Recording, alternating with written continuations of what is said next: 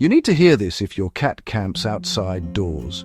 It's not spite, it's instinct. Here's the surprising science.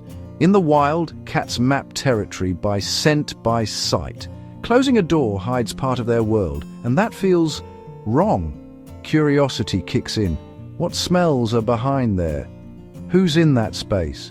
Some cats hate separation from their people. Others just want freedom of choice. Funny thing, once the door opens, interest often vanishes. So next time your cat stages a door protest, remember, it's not drama, it's instinct. And the option is what they crave most. Cats don't always want to be in the room. They just want the option to be.